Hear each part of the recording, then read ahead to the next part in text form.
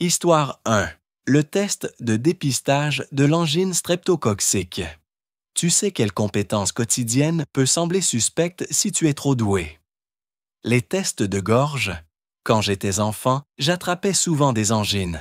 Alors, à 20 ans, je connaissais la procédure par cœur. On appuie ta langue avec une spatule en bois, puis on te frotte l'arrière de la gorge et tu essaies de ne pas vomir. Ce jour-là, j'ai été testé par un jeune médecin plutôt séduisant. Il m'a complimenté parce que je n'ai pas eu de haut le cœur. Et j'ai répondu « Merci, j'ai l'habitude ». Si ce n'était pas suspect, c'était au moins très suggestif. Et c'est à ce moment-là que j'ai compris ce que je venais de dire. Histoire 2. Se souvenir des choses que les autres oublient. Un jour, j'ai dit à une amie que j'allais bosser dans un magasin qu'on connaît. Elle m'a dit « Je crois que j'y suis déjà allé ». Alors, je lui ai répondu « Oui, tu y es allé ». Et je lui ai répété mot pour mot la conversation qu'on avait eue à ce sujet. Elle m'a regardé bizarrement, comme si j'étais un robot. Histoire 3. Être trop fort en Excel. J'ai découvert que j'étais doué pour Excel quand j'ai repris les rapports de certains collègues. Ils passaient 2 heures par jour à copier-coller des centaines de cellules. Moi, j'ai automatisé tout ça. J'appuie sur un bouton et c'est fini. J'ai même écrit un script qui ouvrait le fichier, le mettait à jour, l'enregistrait et l'envoyait par mail. Mais les gens ne faisaient pas confiance aux données, trop rapides pour être vraies. Alors maintenant, j'attends un peu avant de publier les rapports. Parfois même, je les envoie en retard exprès. Note pour les curieux d'Excel. Ajoutez l'onglet « Développeur », enregistrez vos macros, testez, apprenez les VLOOKUP et souvenez-vous, Google sait tout. Histoire 4. Ne pas être dérangé par le sang ou les organes.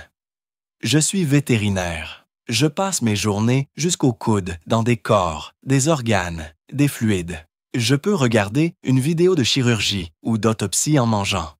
Mardi, j'ai opéré un œil. Le nouvel assistant a failli s'évanouir. Il a fallu le rattraper. Ah, et un jour, une gentille employée de banque m'a dit « Oh mon Dieu, vous avez du sang sur la chemise ». Je lui ai répondu « Ne vous inquiétez pas, ce n'est pas le mien ». Ce n'a pas du tout été rassurant. Histoire 5. Se faufiler dans des endroits impossibles.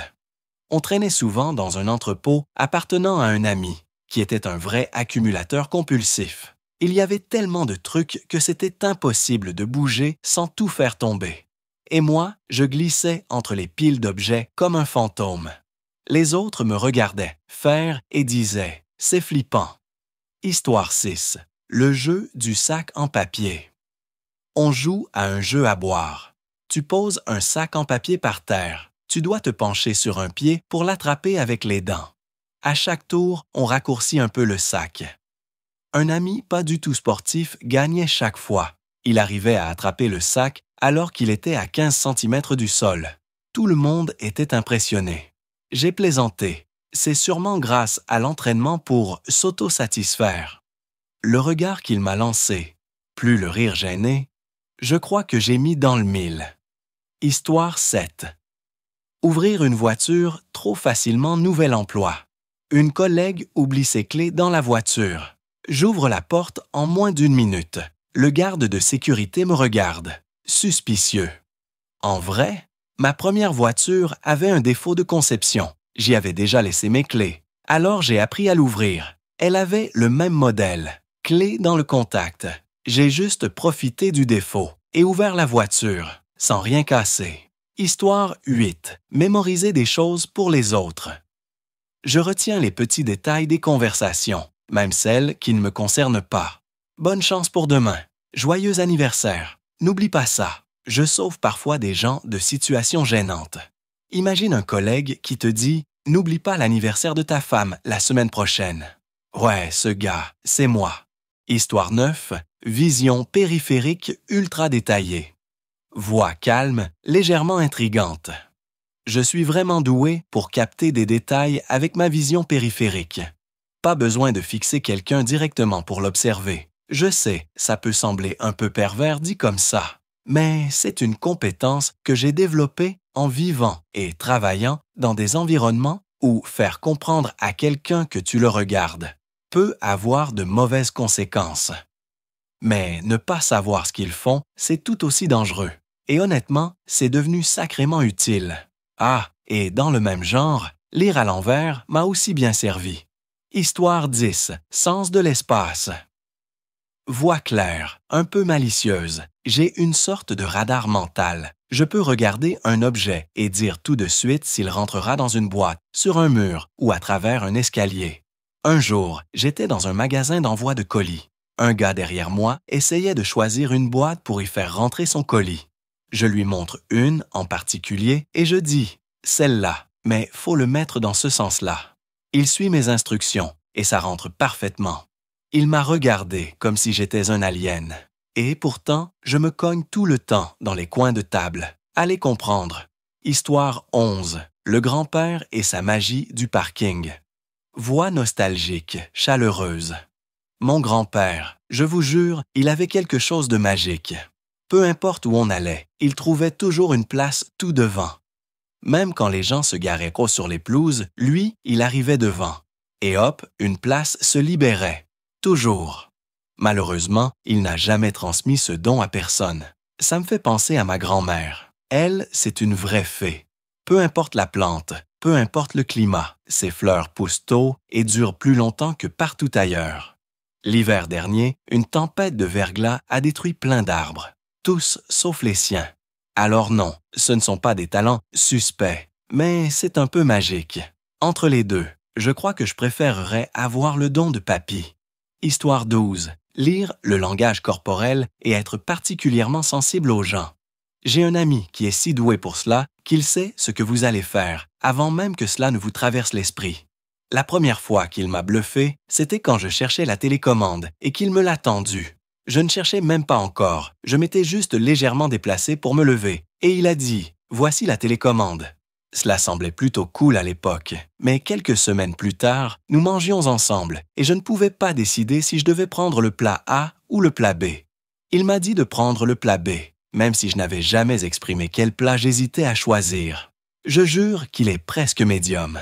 Histoire 13. Savoir comment disposer ou enterrer un corps correctement, sans qu'il soit découvert. En grandissant dans un ranch, des animaux meurent. Disposer des carcasses sans attirer les charognards et les prédateurs vers le ranch est une compétence vitale à avoir. J'ai reçu quelques regards étranges de personnes en regardant des émissions policières où des corps ont été découverts et en pointant ce qu'ils ont fait de mal. En plus de cette compétence, l'élevage m'a appris à écorcher, nettoyer, découper en quartiers et boucher rapidement une carcasse. J'ai appris à rester silencieux pendant ces émissions. Histoire 14. Pour moi, c'était la lecture. J'étais vraiment rapide avec une bonne compréhension, dès mon plus jeune âge, donc j'ai souvent été soupçonné de ne pas vraiment comprendre ce que je lisais.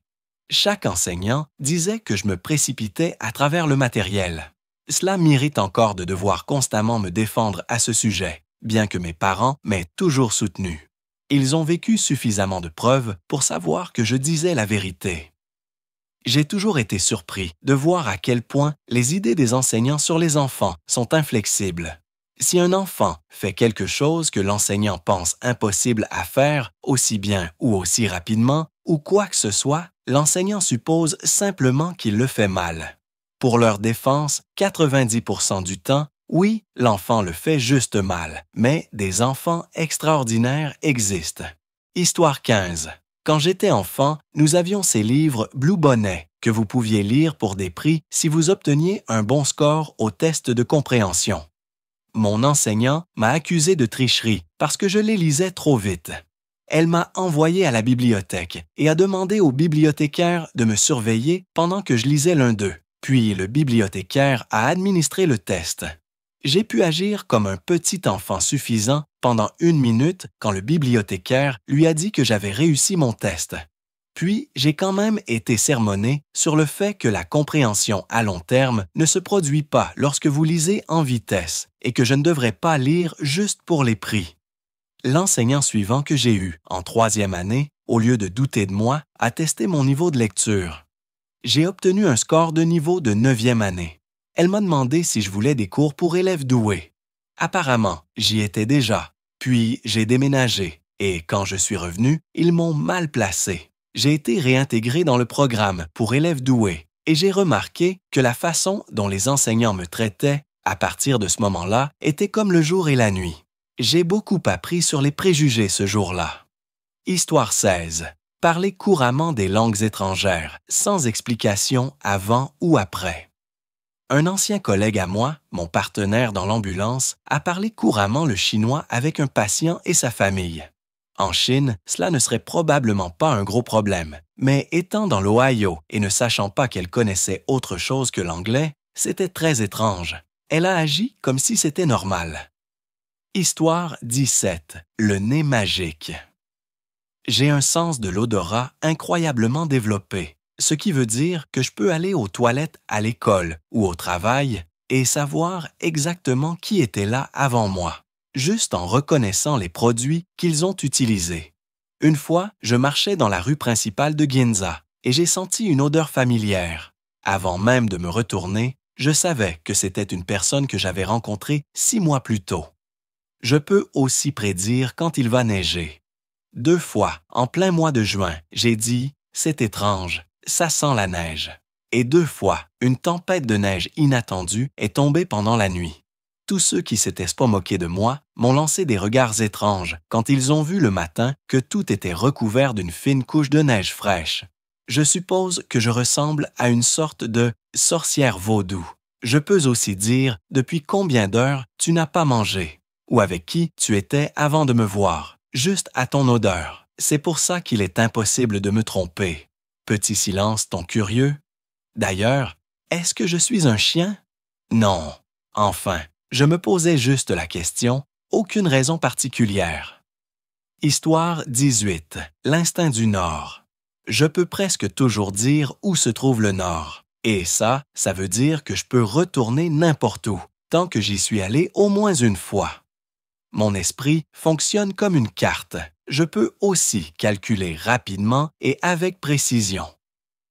Peut-être que mon cerveau mesure inconsciemment les déplacements à l'ouest, qui sait? Bon, par contre, j'ai une mémoire catastrophique pour les noms. Alors, quand quelqu'un me dit « Tu te souviens de ce bar super sympa sur Broadway ?» À moi, ça ne me dit absolument rien, jusqu'à ce qu'on arrive. Et là, je me rappelle soudain. Ah oui, je déteste cet endroit.